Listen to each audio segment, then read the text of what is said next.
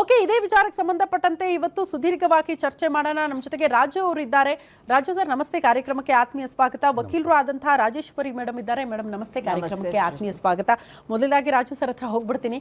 ಕರಿಮನಿ ಮಾಲೀಕ ನಾನಲ್ಲ ಅನ್ನುವಂಥ ಹಾಡನ್ನ ನಾವು ಕೇಳಿಸ್ಕೊಳ್ತಾ ಇದ್ವಿ, ರೀಲ್ಸ್ ಬರ್ತಾ ಇತ್ತು, ಹಂಗೆ ಕೆಲವರು ಎಸ್ಕೇಪ್ ಆಗಿದ್ದನ್ನ ನೋಡಿದ್ವಿ. ಈಗ ಕರಿಮಣಿನೇ ಬೇಕಾಗಿಲ್ಲ ಅಪ್ಪ, ಪ್ರೀತಿಸಿದ ಹುಡುಗನೇ ಬೇಕು ಅನ್ನುವಂಥ ಪರಿಸ್ಥಿತಿ ಹೆಣ್ಣು ಮಕ್ಕಳದ್ದು. ಯಾಕೆ ಹಿಂಗೆ ಅಂತ, ಏನಾಗ್ತಾ ಇದೆ ಸಮಾಜದಲ್ಲಿ ಅನ್ನೋ ಪ್ರಶ್ನೆ ಇದೆ. ಬಹುಶಃ ಕರಿಮಣಿ ಮಾಲೀಕ ನಾನಲ್ಲ ಈ ಒಂದು ಹಾಡು ಬಂದು ಒಂದು 20 ವರ್ಷಗಳ ಹಿಂದೆ ಇರಬೇಕು. ಆ ಪ್ರಾರಂಭದಲ್ಲಿ ಈ ಹಾಡೇನು ಅಷ್ಟು ಫೇಮಸ್ ಆಗಲಿಲ್ಲ. ಇತ್ತೀಚೆಗೆ ಈ ಹಾಡು ಬಹಳ ಫೇಮಸ್ ಆಯಿತು. ಕಾರಣ ನಿಮ್ಗೆ ಗೊತ್ತಿರ್ಬೋದು, ಸೋಷಿಯಲ್ ಮೀಡಿಯಾದಲ್ಲಿ ಇವತ್ತು ಯಾವ ರೀತಿ ಒಂದು ಫಾಸ್ಟಾಗಿ ಜನ್ರೇಷನ್ ಹೋಗ್ತಾ ಇದೆ. ಅದನ್ನೆಲ್ಲ ನೋಡಿದಾಗ ಈ ಕರಿಮಣಿ ಮಾಲೀಕ ನಾನಲ್ಲ ಅನ್ನೋ ಒಂದು ಈ ಒಂದು ಸೆಂಟೆನ್ಸು ವಿಶ್ವಾದ್ಯಂತ ಸದ್ದು ಮಾಡ್ತು. ಈ ಸೋಷಿಯಲ್ ಮೀಡಿಯಾದ ಅವೇರ್ನೆಸ್ಸು ಇದನ್ನೆಲ್ಲ ನೋಡಿದಾಗ ನಮಗೆ ಹಿಂದೆ ಈ ಥರ ಒಂದು ಸೋಷಿಯಲ್ ಮೀಡಿಯಾ ಫಾಸ್ಟ್ ಇರಲಿಲ್ಲ, ಇದೇನು ಅಷ್ಟು ಚಟುವಟಿಕೆ ಕಾಣ್ತಾ ಇರಲಿಲ್ಲ. ನಾನು ಆಗ್ಲೇ ಹೇಳಿದ್ನಲ್ಲ, ಪುರುಷ ಪ್ರಧಾನ ಸಮಾಜದಲ್ಲಿ ಹೆಣ್ಣು ಮಕ್ಕಳು ಮನೆ ಬಿಟ್ಟು ಆಚೆ ಬರೋದು ದೊಡ್ಡದಾಗಿತ್ತು, ಗಂಡು ಮಕ್ಕಳನ್ನ ತಲೆ ಎತ್ತಿ ನೋಡೋದು ತಪ್ಪಾಗಿತ್ತು ಅಂತ. ಅಂದ್ರೆ ಯಾರೋ ಹಿರಿಯರು ಹೇಳ್ತಾ ಇದ್ರು, ಸರ್ ತಲೆ ತಗ್ಗಿಸಿ ತಾಳಿ ಕಟ್ಟ ತನಕ ಗಂಡನ ಮುಖಾನೇ ನೋಡ್ತಾ ಇರಲಿಲ್ಲ ಅಂತ, ಇವರೇ ನನ್ನ ಮದುವೆ ಆಗ್ತಿದ್ದಾರೆ ಅಂತ ಕಾಲ ಇತ್ತು. ಬಟ್ ಈಗ ನಾವು ಸಮಾನತೆ ಮೀಸಲಾತಿ ಅಂತ ಮಾತಾಡ್ತಾ ಯಾವ ಕಡೆನೂ ಹೋಗ್ತಾ ಇದೀವಿ ಅಂತ ಅನ್ಸುತ್ತೆ. ಸಮಾಜದ ದಿಕ್ಕು ತಪ್ತಾ ಇದೆ ಅನ್ನೋಂಥ ಆತಂಕ ಇದೆ. ಅದೇ ಮೇಡಮ್ ಹೇಳೋದು. ಈಗ ನಮ್ಮ ಈ ಒಂದು ಭಾರತೀಯ ಸಂಸ್ಕೃತಿನಲ್ಲಿ ಹೆಣ್ಣಿಗೆ ಬಹಳ ವಿಶಿಷ್ಟವಾದ ಸ್ಥಾನ ಇದೆ. ಭೂಮಿಗೆ ಈ ಹೆಣ್ಣನ್ನ ತಾಯಿಯನ್ನ ಹೋಲಿಕೆ ಮಾಡ್ತೀವಿ. ಆ ಒಂದು ವಿಚಾರದಲ್ಲಿ ನಾವು ನೋಡಿದಾಗ ಕಾರ್ಯೇಶು ದಾಸಿ, ಕರುಣೇಶು ಮಂತ್ರಿ, ಪೂಜ್ಯೇಶು ಮಾತಾ, ರೂಪೇಶು ಲಕ್ಷ್ಮಿ, ಕ್ಷಮಯಾ ಧರಿತ್ರಿ, ಶಯನೇಶು ರಂಭ, ಈ ಒಂದು ಸ್ಥಾನವನ್ನು ಒಂದು ಹೆಣ್ಣಿಗೆ ನೀಡಿರುವಾಗ ಈ ಒಂದು 6 ವಿಧದ ಈ ಒಂದು ಸಾಲಿನಲ್ಲಿ ಆ ಇಡೀ ಹೆಣ್ಣಿನ ಜೀವನವೇ ಅರ್ಥವೇ ಇದೆ, ಅದರಲ್ಲಿ ಅಡಗಿದೆ.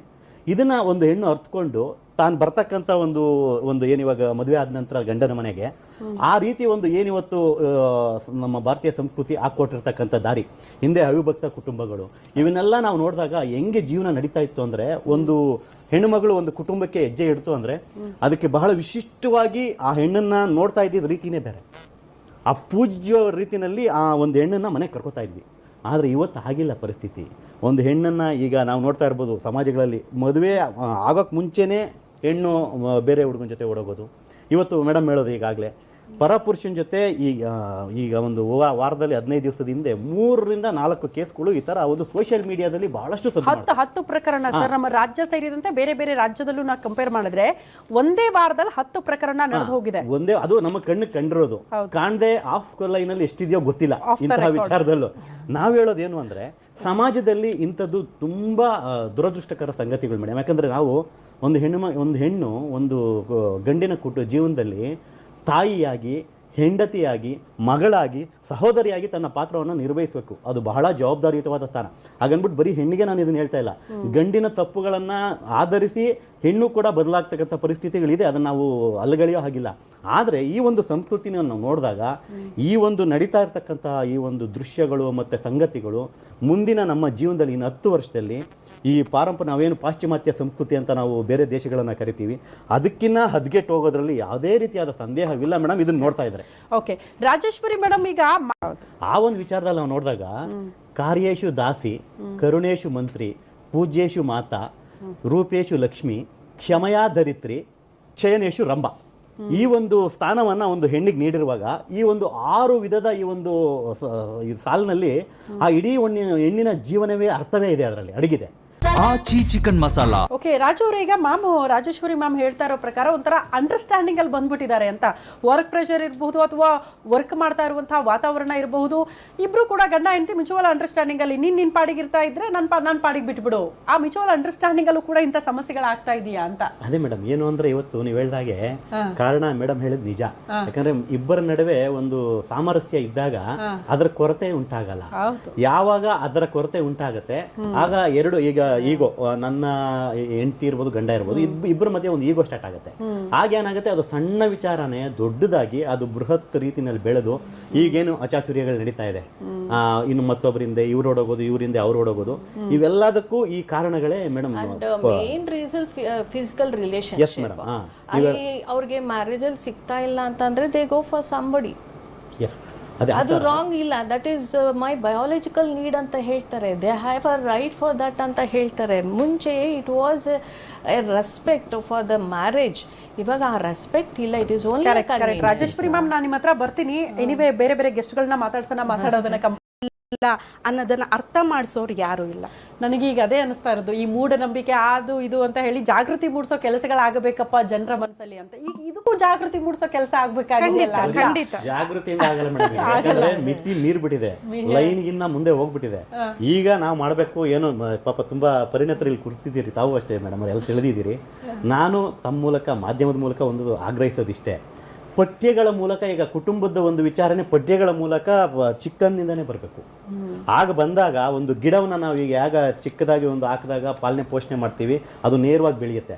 ಹಾಗೆ ಒಂದು ಮಗು ಕೂಡ ಚಿಕ್ಕಂದಿನಿಂದ ಇದೊಂದು ಪಠ್ಯಗಳ ರೀತಿಯಲ್ಲಿ ಒಂದು ಪಾಠ ಪ್ರಬೋಧನೆಗಳು ಬಂದಾಗ ಆಗ ಆ ಮಗು ಬೆಳೆದು ದೊಡ್ಡವರಾಗೋವರೆಗೂ ಕೂಡ ಒಂದು ಆ ಮೈಂಡ್ ಅಂದರೆ ಒಂದು ಪ್ರಚಲಿತಕ್ಕೆ ಬರೋವರೆಗೂ ಮೈಂಡ್ ಒಂದು ಸ್ಥಿಮಿತದಲ್ಲಿರುತ್ತೆ.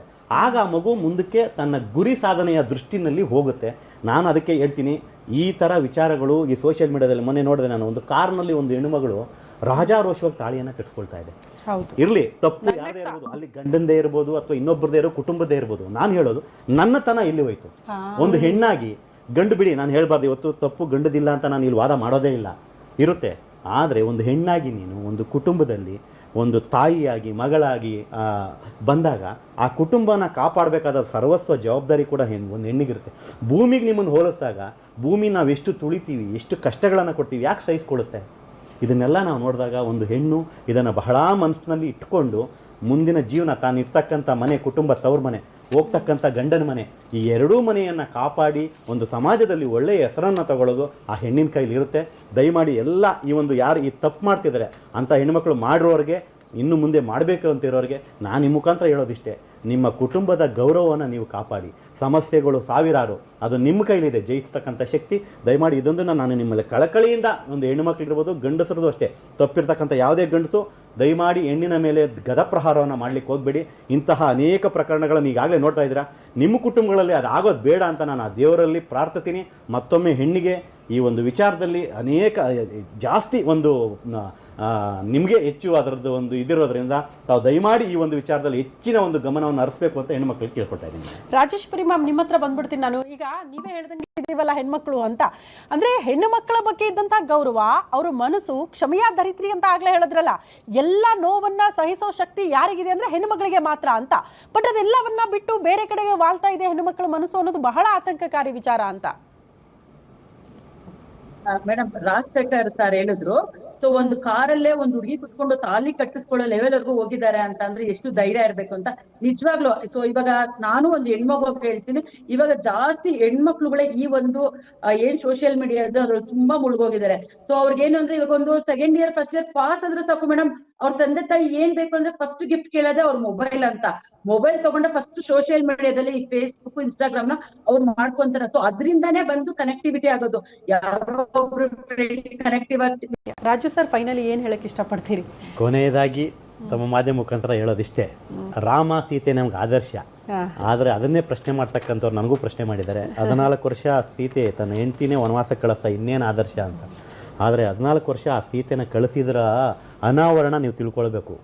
ಆ ಒಂದು 14 ವರ್ಷ 14 ವರ್ಷ ಆ ಒಂದು ಸೀತಾ ಮಾತೆ ಯಾವ ರೀತಿ ಎಷ್ಟು ಕಷ್ಟ ಬಂದ್ರೂ ಸಹಿಸ್ಕೊಂಡು ಯಾವ ರೀತಿ ತನ್ನ ಮತ್ತೆ ರಾಮ ಸೀತೆ ಒಂದಾದಾಗ ಅದರ ಪವಿತ್ರತೆನೇ ಬೇರೆ, ಸಮಾಜಕ್ಕೆ ಬಂದಂಥ ಮೆಸೇಜೇ ಬೇರೆ. ಆ ಮುಖಾಂತರ ನಾನು ಇವತ್ತಿನ ಒಂದು ಸಮಾಜದಲ್ಲಿ ಹೆಣ್ಣು ಗಂಡು ಇಬ್ಬರಿಗೂ ಹೇಳೋದಿಷ್ಟೇ, ಕಷ್ಟಗಳು ಸಾವಿರ, ನಿಮ್ಮ ಸುಖದ ದಿನಗಳು ಹತ್ರ ಬಂದೇ ಬರ್ತವೆ. ಯಾವತ್ತೂ ಇದು ಭೂಮಿ ಗುಂಡಾಗಿದೆ, ತಿರುಗ್ತಾ ಇರುತ್ತೆ, ಒಂದು ಮೇಲೋದಾಗ ಮತ್ತೊಂದು ಕೆಳಗೆ ಬಂದೇ ಬರುತ್ತೆ.